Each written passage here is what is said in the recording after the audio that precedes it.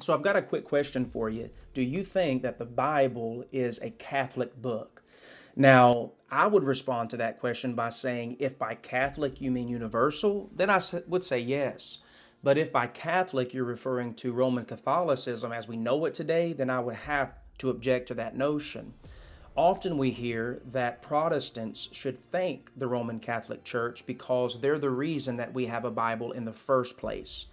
They often say or point to the councils of Hippo and Carthage when the Roman bishops gave a list of books that they deemed were worthy of inclusion in the canon.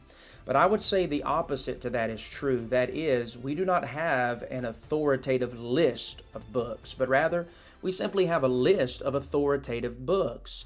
That is, if we believe the way that Paul writes in 2 Timothy 3:16, where he said all scripture is breathed out by God or given by inspiration, then the books that we have in our Bible, they were already authoritative before the church even recognized them. So this notion that the church somehow gave authority to these books or they are authoritative because the church recognized them is a fallacy. So the church never really had the opportunity or the role of determining which books were deemed worthy.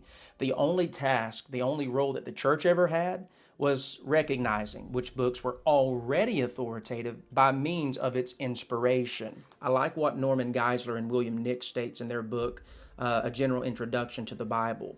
They said that the first link in the chain of revelation, that is how God reveals himself to his people, is inspiration. And that is certainly true. As again, Paul wrote to Timothy, all scripture is given by inspiration, is God breathed. They say the second link in this chain of revelation is canonization, which relates to the question of which books did God really inspire. Inspiration, therefore, indicates how a particular book received its authority. That is, if that writing is God breathed, then authority is intrinsic to its nature.